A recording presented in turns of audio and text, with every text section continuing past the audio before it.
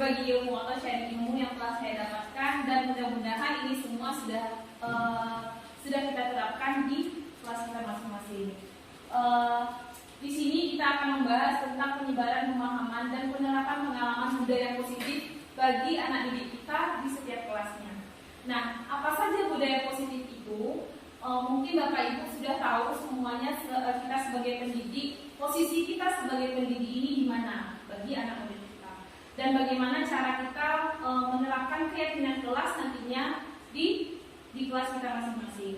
Nah, dari keyakinan kelas itu, apakah Bapak Ibu semuanya sudah melaksanakan keyakinan kelas untuk peserta didik kita dari turunannya dari peraturan kelas yang kita buat sebelumnya, seperti itu. Nah, di sini kita akan membahas tentang konsep inti dari budaya positif itu. Yang pertama, perubahan paradigma belajar. Yang kedua, disiplin positif. Yang ketiga, nilai-nilai kebajikan, kebutuhan dasar manusia, motivasi, perilaku manusia, dan posisi kontrol guru, keyakinan kelas, dan segitiga restitusi. Sebelum kita masuk kepada materi, mungkin Bapak Ibu ada yang tahu dari kata kunci yang 8 di depan ini? Mungkin ada yang tahu tentang keyakinan kelas itu apa, atau segitiga restitusi itu apa, atau posisi kontrol kita sebagai guru itu bagaimana? Mungkin ada yang sudah tahu? Ya, agar kita bisa mengetahui bersama-sama, saya akan memaparkan yang pertama, yaitu membangun perubahan paradigma. Apa yang dimaksud dengan perubahan paradigma itu? Yaitu kunci untuk menciptakan budaya positif itu sendiri melalui kolaborasi dan kerja tim. Dan kita dapat mengubah diri dan lingkungan menjadi lebih baik. Jadi di sini perubahan paradigma itu bagaimana kita sebagai tenaga pendidik yang ada di SDN Pasangga 1 ini berkolaborasi menjadi satu tim untuk mengubah diri dan lingkungan kita menjadi lebih baik. Nah, itu termasuk dalam budaya positif, yaitu membangun perubahan paradigma. Yang sebagaimana kita sudah berusaha untuk berkolaborasi bersama, menciptakan suasana lingkungan di sekolah ini dan menciptakan murid-murid yang mempunyai akhlak kalimah. Selanjutnya yaitu kedisiplinan positif ini. Yang pertama, memperkuat tanggung jawab. Memperkuat tanggung jawab itu seperti apa? Yaitu dengan manajemen waktu. Di mana manajemen waktu ini kedisiplinan dalam mengatur waktu membantu meningkatkan efisiensi dan produktivitas dalam kehidupan sehari-hari. Bagaimana kita sebagai pendidik mempunyai manajemen waktu yang yang akurat. Bagaimana kita disiplinnya terhadap jam masuk, jam pulang, atau bagaimana anak itu pembelajarannya di kelas sesuaikan dengan jadwal yang sudah kita tentukan. Lanjut kepada etika kerja. Etika kerja itu kedisiplinan positif yang tercermin dalam etika kerja yang kuat, yang membentuk sikap profesional dan menjunjung tinggi integritas. Di mana dalam pekerjaan kita sebagai pendidik di sekolah ini haruslah mempunyai etika kerja yang bisa membuat anak-anak itu nyaman dengan kita sebagai pendidik, dan juga kita sesama guru bisa saling menghormati. Yang ketiga yaitu disiplin diri. Disiplin diri ini konsisten dalam mengikuti prinsip-prinsip dan nilai-nilai pribadi menjadi faktor penting dalam mencapainya kesuksesan. Jadi kita sebagai pendidik dan juga kalau di dalam organisasi sekolah di SDN Pasangga 1 kita mempunyai pimpinan. Bagaimana pimpinan membiasakan disiplin diri untuk guru-gurunya bisa menurunkan kepada siswanya nantinya. Jadi ini bisa dikatakan turun ke bawah dari pemimpinnya dulu untuk konsisten dalam menekankan prinsip-prinsip dan nilai-nilai terhadap kedisiplinan diri tersebut agar terciptanya kesuksesan untuk membangun sekolah SDN Pasangga 1 menjadi lebih baik lagi. Selanjutnya adalah membangun nilai-nilai kebajikan. Nilai-nilai kebajikan itu ada 3, yaitu kebaikan diri. Kebaikan diri ini melatih diri dalam perilaku baik seperti kejujuran, kesopanan,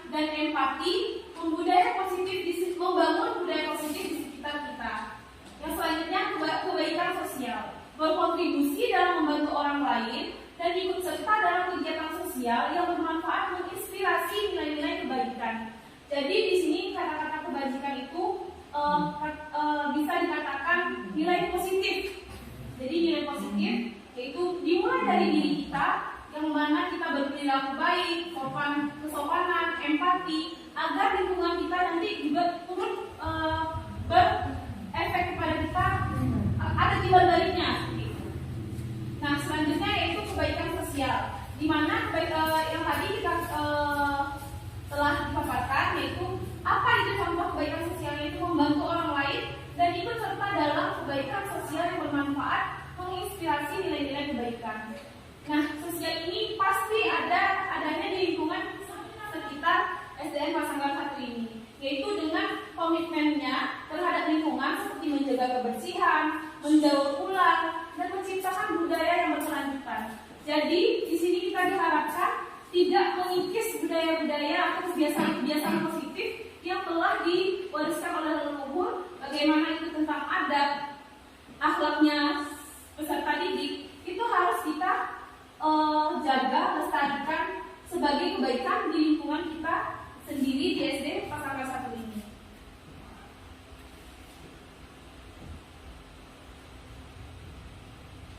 Baik Bapak Ibu, ini saya mengambil dari rekan saya bagaimana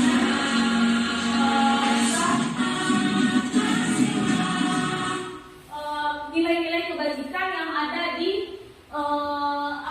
yang harus kita sepakati bersama, dan mungkin ini bisa kita sepakati juga sebagai pendidik, karena pendidik ini tujuannya satu, yaitu mencerdaskan, merubah akhlaknya seorang peserta didik atau warga sekolah ini menjadi lebih baik lagi seperti itu. Nah, nilai-nilai kebajikan yang terpapar di sini yaitu nilai-nilai yang disepakati bersama, lepas dari suku bangsa, agama, bahasa maupun latar belakangnya. Nah, contohnya yaitu di dalam organisasi kita sebagai organisasinya guru-guru atau tenaga pendidik dan pegawai yang ada di SDN Pasanggal 1 ini harus mempunyai apa? Contohnya ini, profil pelajar Pancasila, yang dimana beriman dan bertakwa kepada Tuhan Yang Maha Esa dan berakhlak mulia. Dan itu juga mencakup global, yaitu berkebinekaan global, gotong royong, mandiri, kreatif, dan bernalar kritis. Nah, selanjutnya yaitu Ibu Primary Year Program, yaitu toleransi, rasa hormat seperti yang telah dipaparkan sebelumnya. Toleransi, rasa hormat, integritas, mandiri, menghargai, antusias, empati, keingintahuan, kreativitas, kerjasama, percaya diri, dan komitmen. Dari Ibu Primary Year Program ini, apakah kita merefleksi diri lagi Bapak Ibu, apakah yang poin-poin ini sudah ada di dalam diri kita masing-masing, seperti itu. Untuk apa? Yaitu untuk disepakati bersama agar kita tidak mengelompokkan diri sesuai dengan suku bangsa, agama, bahasa maupun latar belakang kita itu seperti apa. Selanjutnya yaitu keterampilan hidup, di mana dalam keterampilan hidup ini yaitu dapat dipercaya, lurus hati, pendengar yang aktif, tidak merendahkan orang lain, dan memberikan yang terbaik dari diri kita. Jadi kita sebagai pengajar atau pendidik dan juga sebagai teman sejawat untuk berkolaborasi, memberikan yang terbaik dari diri kita untuk kita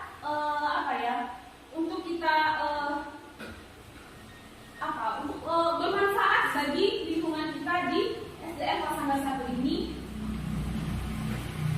Selanjutnya yaitu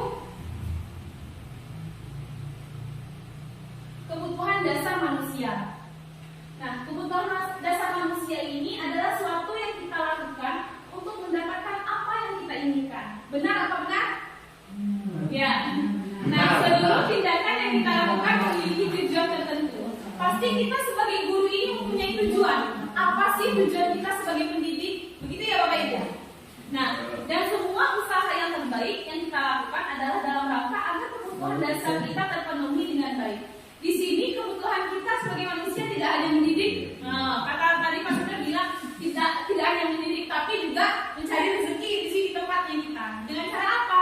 Dengan cara menjadi guru menjadi pendidik, menjadi tauladan yang baik bagi siswa kita yang ada di SDN Pasangan 1. Jadi ini adalah kebutuhan dasarnya manusia, kita sebagai pendidik dan juga sebagai manusia yang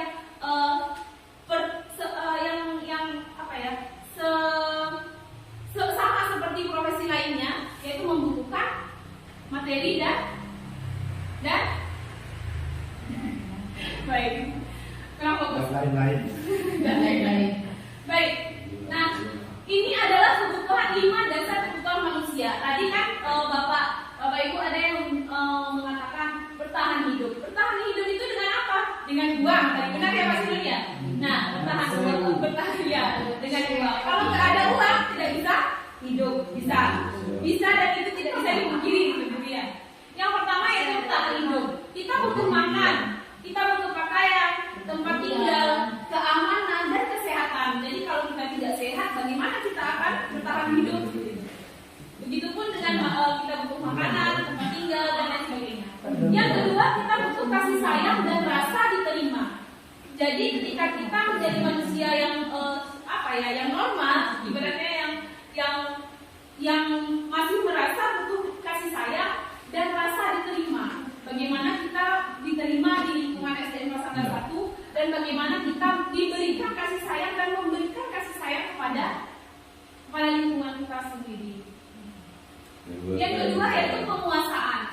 Di sini adalah yang dimaksud penguasaan itu harga diri, keinginan untuk dianggap, memimpin, berprestasi, diakui dan didengar. Jadi di sini semua kita sebagai manusia kita pasti butuh dihargai, butuh keinginan untuk dianggap kalau kita ini ada begitu.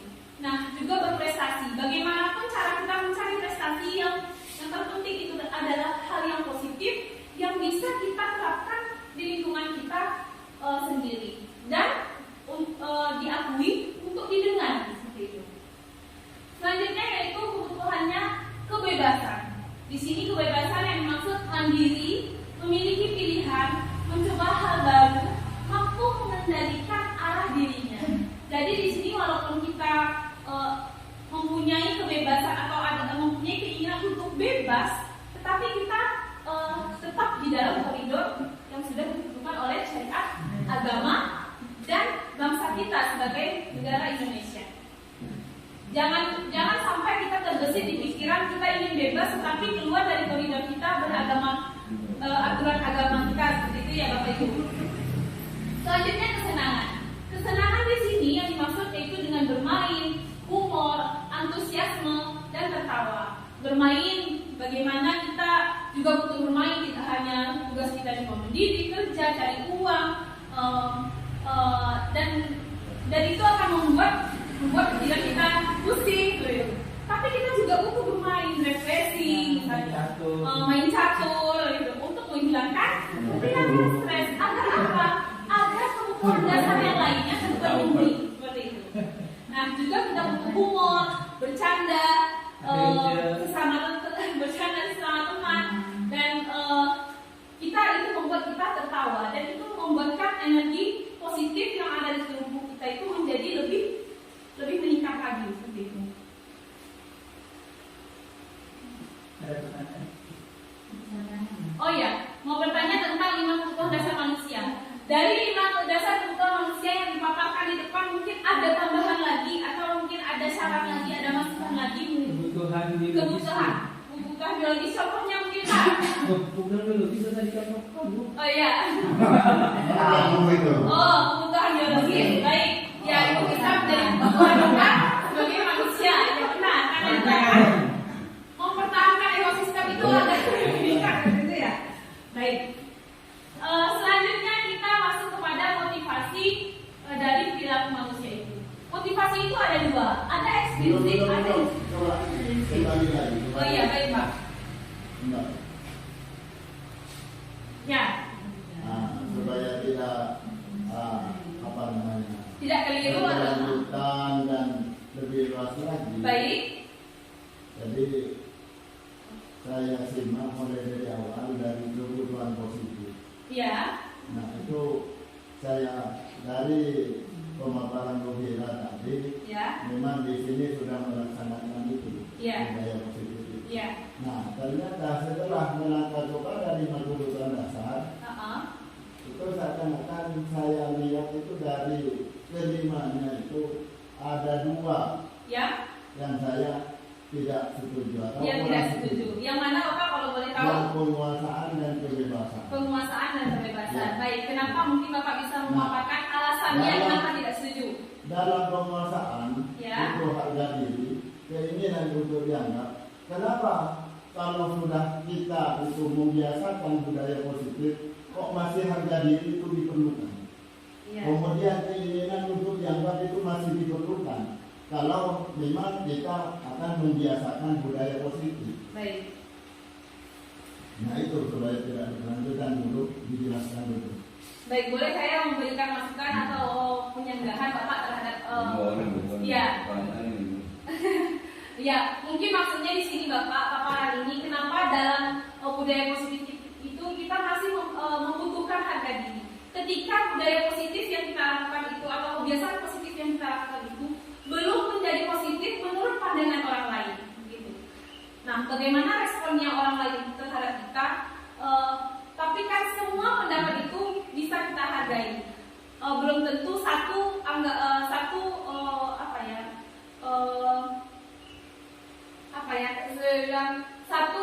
masukan dari si A bisa diterima oleh si B, itu kan kita belum butuh saling menghargai seperti itu, Pak. Harga diri itu jangan sampai di dalam diskusi kita menjatuhkan harga diri seseorang. Karena kita tadi tujuannya apa? Mengangkat budaya positif seperti itu. Jadi kebutuhan kita juga butuh kita hargai. Kalau menurut saya seperti itu. Mungkin menurut Pak Sahari seperti itu, tidak apa-apa. Mudah-mudahan nanti kita bisa berefleksi lagi ke depannya atas 5 kebutuhan dasar manusia yang saya dapatkan dari pembelajaran saya sebelumnya. Begitu. Lanjut kita kepada materi selanjutnya, yaitu motivasi perilaku manusia. Nah, di motivasi perilaku ini ada 2, Bapak Ibu. Yang pertama motivasi ekstrinsik, yaitu dari luar, dan motivasi intrinsik dari dalam diri kita sendiri. Apa itu yang dari luar? Gunanya untuk apa? Untuk menghindari ketidaknyamanan atau hukuman yang berlaku di negara kita. Dan yang kedua, untuk mendapatkan imbalan atau penghargaan dari orang lain. Itu adalah motivasi. Kalau menurut Bapak Ibu, motivasi ekstrinsik ini bisa tidak diterima seperti itu? Kalau emang ini adalah salah satunya mungkin ya, contoh salah satunya motivasi yang membuat kita berperilaku seperti itu. Ada motivasi ekstrinsik dan motivasi intrinsiknya apa? Untuk menjadi orang yang mereka inginkan dan menghargai diri sendiri dengan nilai-nilai yang mereka percaya. Seperti itu. Jadi ada 2 faktor yang menyebabkan motivasi perilaku dari manusia tersebut.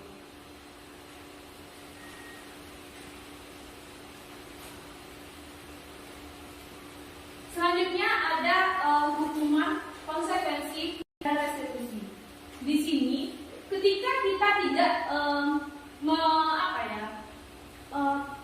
mendapatkan sesuai dengan apa yang kita inginkan sebagai pendidik. Yang pertama, hukuman ini apa? Tidak terencana atau tiba-tiba. Yang kedua, murid tidak tahu apa yang akan terjadi dan atau tidak dilibatkan di dalam satu masalah. Yang ketiga, bersifat satu arah. Dan yang keempat, berupa hukuman fisik dan psikis. Dari hukuman ini, apakah Bapak Ibu sudah pernah melakukan hal yang seperti itu kepada peserta didik kita? Mari kita berefleksi lagi. Nah, yang kedua yaitu konsekuensi. Memecahkan masalah itu dengan hukuman, dengan konsekuensi atau dengan restitusi. Nah, yang kedua yaitu dengan konsekuensi. Terencana atau disepakati sesuai peraturan. Murid tetap dibuat tidak nyaman, sikap guru selalu memonitor murid. Yang ketiga yaitu restitusi, di mana restitusi ini adalah proses menciptakan kondisi bagi murid untuk memperbaiki kesalahan yang ada, kesalahan murid tersebut, dan juga proses kolaboratif yang mengajarkan murid untuk mencari solusi sendiri. Jadi 3 poin ini adalah cara kita memecahkan masalah terhadap hal apa yang dilakukan oleh murid itu tidak sesuai dengan peraturan atau peraturan kelas atau keyakinan kelas yang kita buat. Mungkin dari 3 cara ini apa hal yang Bapak Ibu ambil? Yang pertama, yang kedua, apa kebiasaan untuk menghukum, yaitu tidak terencana ketika ada satu masalah terbesit lalu mengatasinya dengan cara menghukum agar anak itu memberi efek jerah, seperti itu. Apakah sama kita satu suara untuk menghukum? Nah, nanti pasti kita akan melihat apa sih hal yang seharusnya kita lakukan seperti itu. Nah, di sini ada 5 posisi kontrol guru.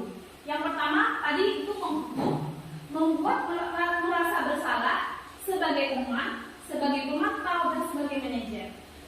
Sebelum saya memasuki ke video atas ada nanti saya akan melihatkan untuk menjadi refleksi bagi kita di posisi mana kita saat ini sebagai seorang guru.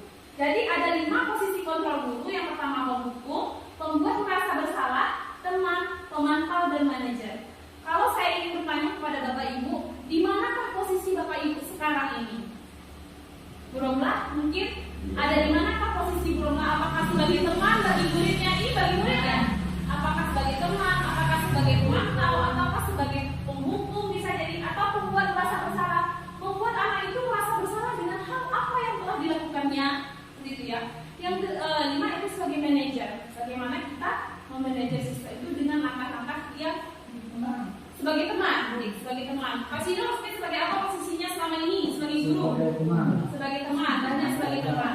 Apakah hal itu sudah baik rasanya? Kita akan menonton video yang berikut ini.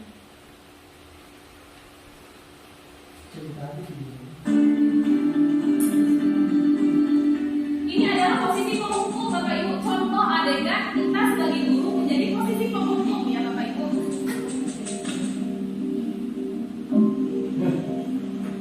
Naren, sini kamu. Selamat pagi Bu. Selalu terlambat. Kamu deh pasti terlambat. Maaf Bu, saya Apa? Apa coba? Alasan kamu apa lagi? Kapan sih kamu tidak terlambat?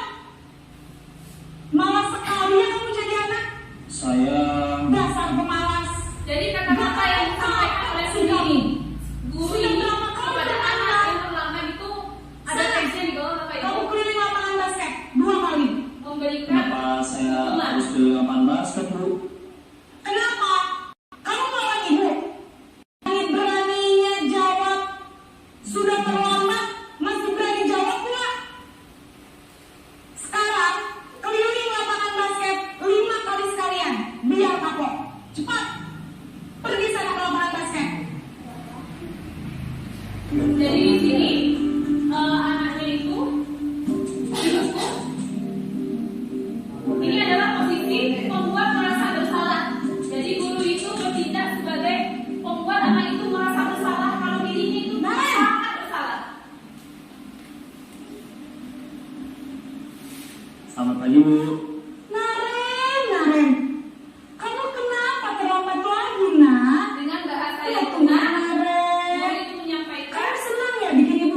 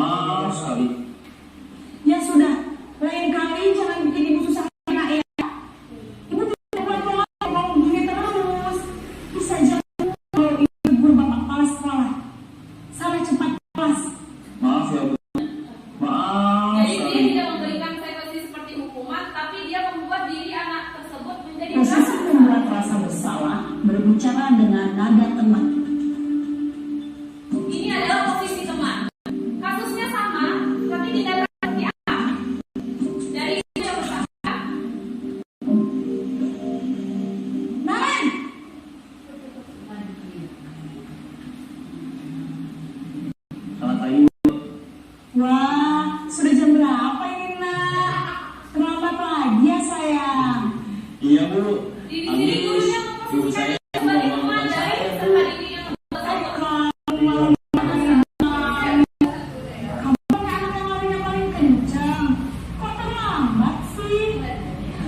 Iya Bu, saya memang terlambat bangun tadi.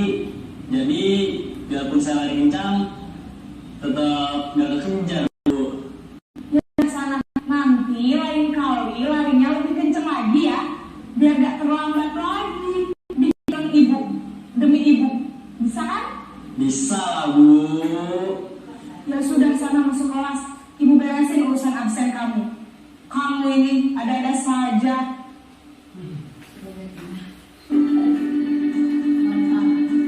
selanjutnya posisi pemantau siswanya.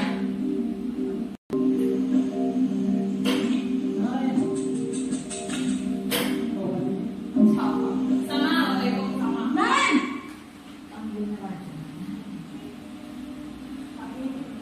Selamat pagi Bu. Naren, apa peraturan sekolah kita tentang jam berapa kita harus masuk sekolah?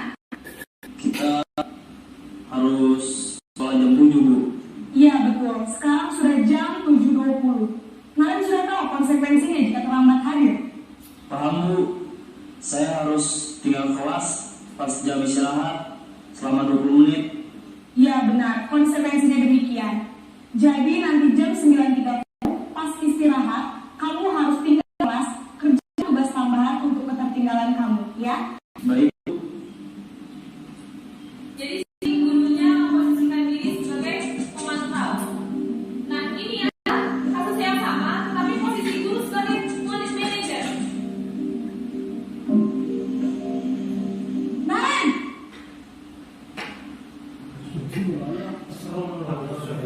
Selamat pagi Bu. selamat pagi Naren. Maaf Bu, saya terlambat. Iya, sekolah masuknya jam 7, sekarang sudah jam 7.20. Jadi sekarang bagaimana ini Naren? Maaf Bu, saya lupa setel alarm saya semalam. Baiklah, menurut kamu, kira-kira sekolah yang mana yang perlu kamu tingkatkan? Menghargai diri sendiri dan orang lain mungkin ya Bu. Setuju. Jadi, apakah Naren meyakini prinsip saling menghormati tersebut? Iya Bu, saya meyakininya. Apakah dia memperbaiki masalah keterlambatan ini? Bersedia Bu. Bagaimana kamu akan memperbaiki masalah keterlambatan ini? Saya akan coba untuk tidak lupa menyetel alarm Bu. Baik, kalau Naren lupa menyetel alarm di rumah, ada orang yang kira-kira bisa mengingatkan tidak? Ada kakak saya, Kak Emma. Ada lagi selain Kak Emma? Jadi Selain di Kak sini Emma. guru mencarikan solusi. Tidak terlambat. Baik, jadi yang mengingatkan Naren Kak Emma dan ibu kamu ya. Kira-kira akan mulai setel alarm kamu Naren? Setelah pulang sekolah, akan segera saya lakukan. Baik, jadi Naren akan setel alarm untuk bangun besok pagi dan akan diingatkan oleh kakak dan ibunda Naren. Ada lagi yang mungkin perlu dilakukan Naren agar tidak terlambat bangun lagi? Tidak ada Bu. Baik Naren, terima kasih untuk kerjasama kamu. Sekarang kamu perlu kembali ke kelas untuk belajar. Baik Bu, terima kasih. Baik Bapak Ibu, itu adalah 5 posisi kontrol kita sebagai guru, yang dimana kita sebagai pendidik harus menempatkan diri kita di bagian yang di posisi yang mana. Kalau menurut Bapak Ibu yang kita tayangkan tadi, di posisi mana Bapak Ibu yang merasa itu lebih baik?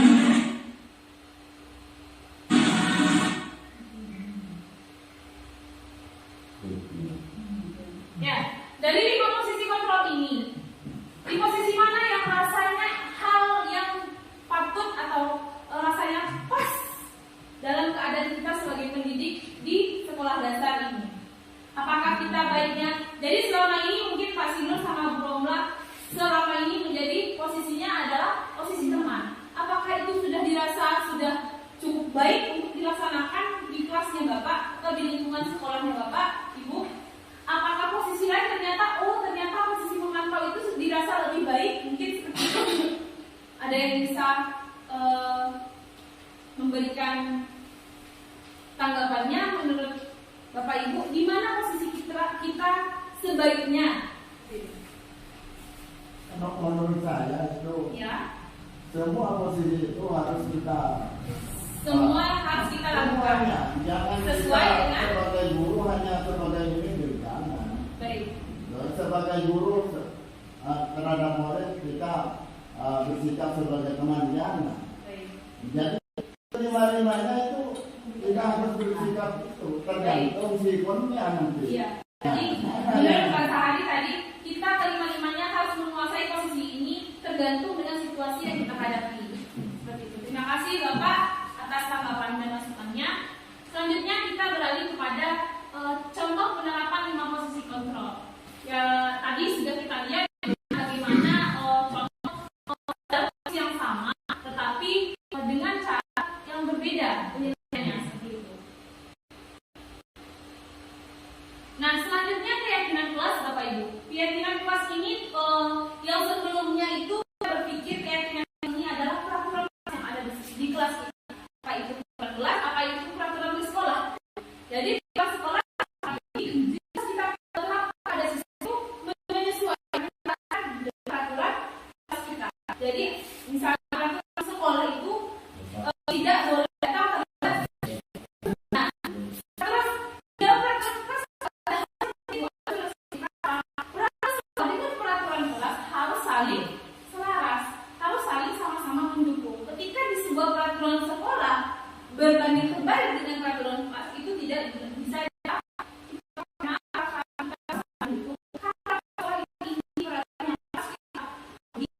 bersama masyarakat sekolah. Nah, itu adalah peraturan Bapak Ibu. Peraturan itu biasanya menggunakan kalimat yang negatif seperti misalnya dilarang makan dan minum di kelas. Itu adalah peraturan. Ada kalimat negatif yang kita pakai, dilarang. Yang kedua, contohnya jangan membuang sampah sembarangan. Itu adalah peraturan dengan kalimat negatif. Nah, kata jangan itu masih ada. Nah, bagaimana kita menciptakan peraturan itu menjadi keyakinan kelas bagi anak-anak dengan menggunakan yang dibagikan. Seperti apa? Contoh, tadi yang pertama dilarang makan dan minum di kelas. Kita kemudian menjadi keyakinan kelas. Apa? Contohnya menjadi keyakinan kelas menggunakan kalimat positif Bapak Ibu. Nilai-nilai kebaikan yang positif. Contohnya makan dan minum di kelas atau makan dan minum pada jam istirahat sekolah.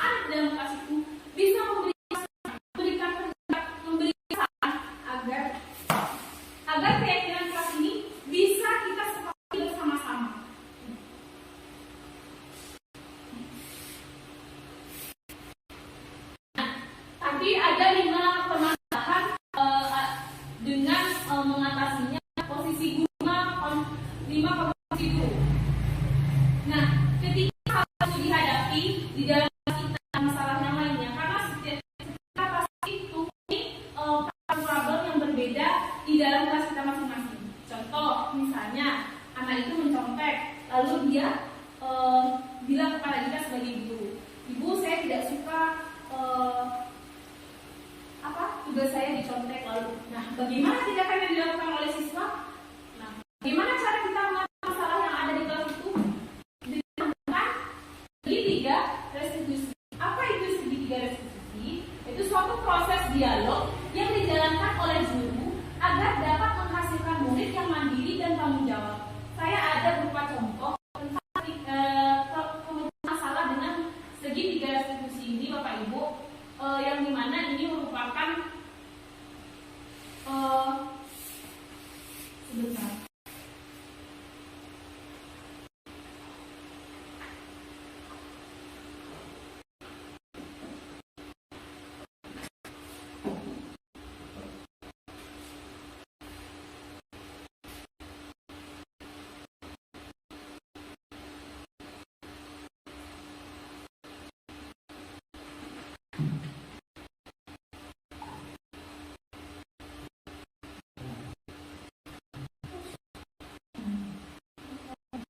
Menyelesaikan suatu masalah yang ada di kelas dengan menggunakan segitiga restitusi, ya Bapak Ibu. Mungkin ini bisa menjadi referensi Bapak Ibu bagaimana cara kita mensiasati atau memecahkan masalah di dalam kelas menggunakan segitiga restitusi. Kasusnya seperti ini Bapak Ibu. Lukman tidak terima pekerjaannya selalu dicontek oleh temannya.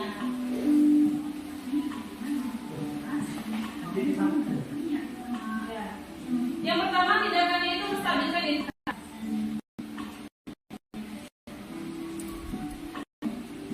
Jadi ini kita melakukan keyakinan yang ada dan mudah mempunyai teman.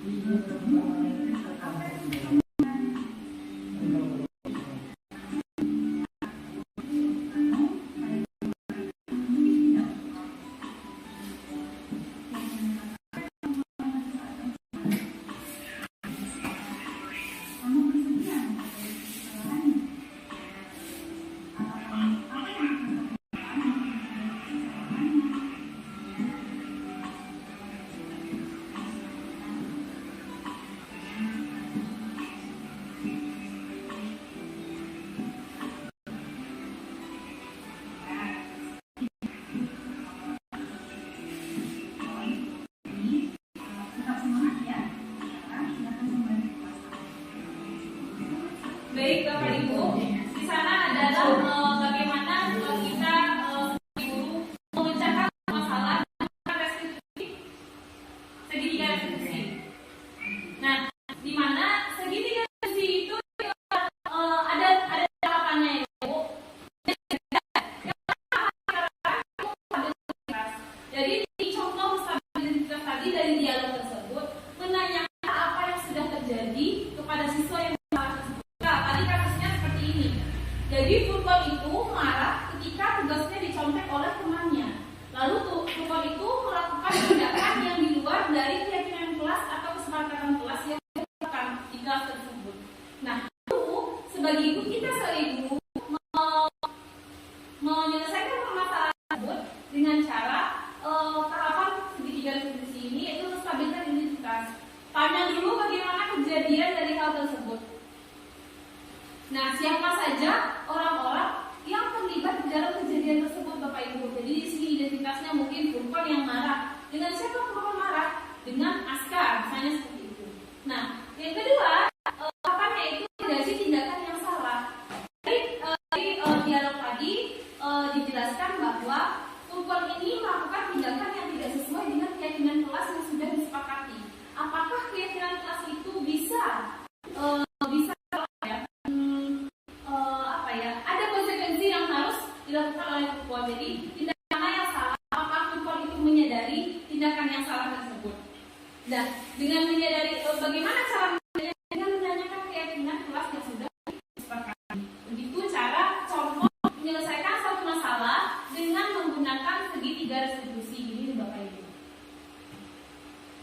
ini penjelasannya. Untuk yang tadi menstabilkan identitas dengan kata-kata seperti apa, gitu ya. Seperti membuat kesalahan adalah bagian dari proses pembelajaran. Jadi anak-anak itu tidak selalu benar, Bapak Ibu. Pasti dia dengan emosi yang tidak stabil, mungkin anak-anak itu merasa kesal dengan secara spontan melakukan hal-hal yang di luar dugaan. Bagaimana kita menyikapinya? Yaitu berbuat salah itu wajar. Ini adalah dialog yang sebaiknya dilakukan. Tidak ada manusia yang sempurna. Bapak atau Ibu juga pernah melakukan hal tersebut. Tidak siapa yang salah, tetapi Bapak Ibu ingin mencari solusi dari permasalahan ini. Nah, yang terakhir caranya kamu berhak merasa begitu. Jadi kata-kata yang seperti ini adalah kata-kata positif yang bisa dilakukan saat kita menstabilkan identitas yang dilakukan oleh peserta didik kita. Selanjutnya yaitu dengan validasi tindakan yang salah. Ini berdasarkan prinsip setiap perilaku berbeda memenuhi suatu kebutuhan. Contohnya seperti apa? Mungkin kata-kata seperti apa? Kamu pasti punya alasan mengapa melakukan hal itu. Padahal kamu bisa melakukan yang lebih buruk lagi dari itu, kan gitu. Kamu patut bangga karena telah melindungi sesuatu yang penting buatmu. Jadi haknya itu tidak dicontek oleh orang lain itu kan patut dipertahankan. Karena apa? Karena tidak mau hasil dari jerih payahnya itu seenaknya saja diambil oleh orang lain. Nah, tanggapan kita bisa jadi kamu melakukannya karena mempertahankan sesuatu yang penting bagi kamu. Seperti itu mungkin kalimat yang bisa kita lontarkan kepada peserta kita. Selanjutnya, menanyakan keyakinan kelas. Berdasarkan prinsip teori kontrol, pada dasarnya kita termotivasi secara intrinsik ya, dari dalam diri kita sendiri ya. Apa keyakinan kelas kita? Nah, kita kembali mengingatkan kepada anak murid kita, nilai-nilai apa yang telah disepakati bersama. Seperti apa gambaran sebuah kelas yang ideal menurut kamu? Kamu ingin menjadi orang seperti apa? Jadi menggunakan kalimat-kalimat yang merefleksi kembali kepada peserta didik tentang keyakinan kelas apa yang telah dibuat atau dilanggar oleh peserta didik tersebut.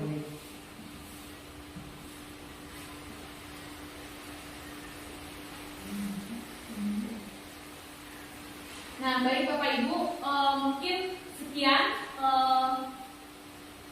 pertemuan kita mengenai budaya positif, yaitu kita membahas tentang budaya positif yang 8 ini, perubahan paradigma belajar, disiplin positif, nilai-nilai kebajikan, kebutuhan dasar manusia, motivasi, perilaku manusia, posisi kontrol guru, keyakinan kelas, dan segitiga restitusi.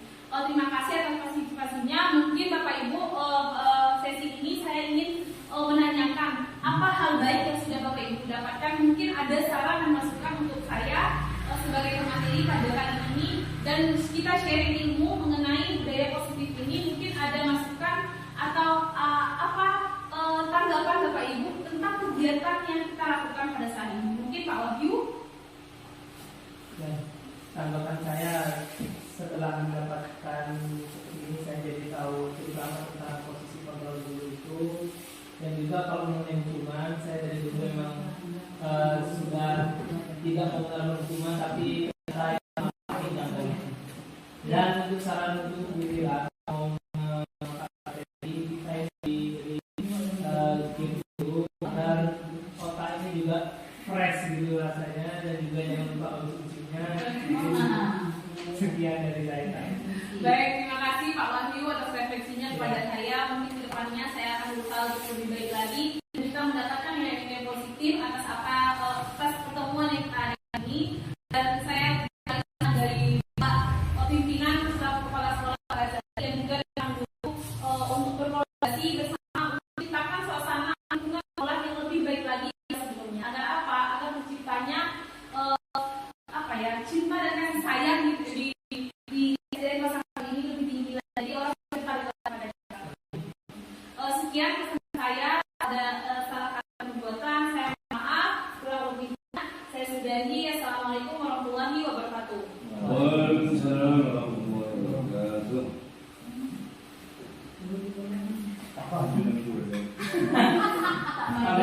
nyedot, saya 500.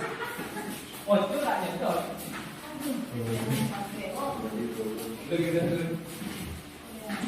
Sekarang dari keyakinan kelas ya, bukan kesepakatan kelas. Misalnya saya kesepakatan kelas. Kelas itu disepakati.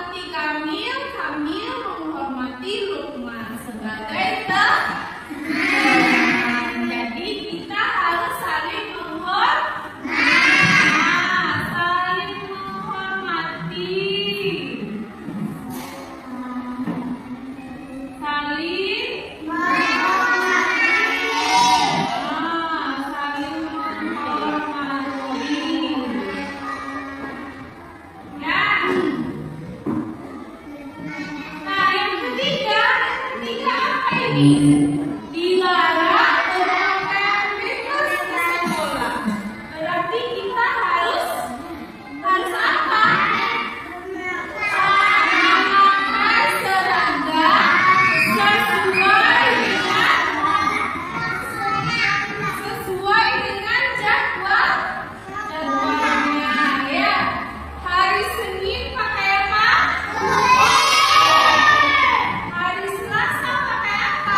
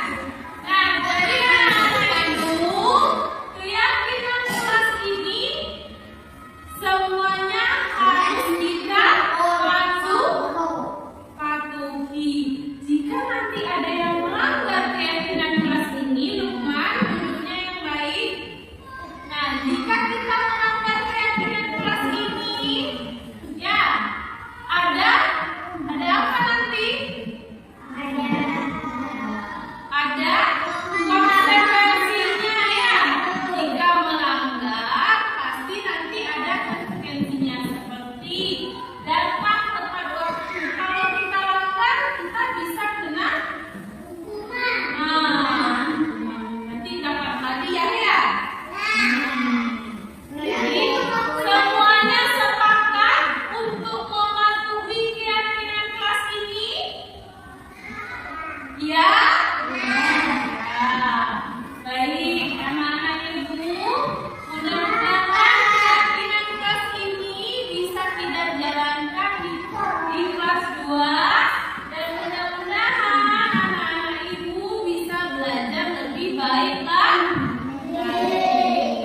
Sekian kita pembahasan tentang peraturan kelas menjadi keyakinan kelas dengan kalimat-kalimat kebajikan.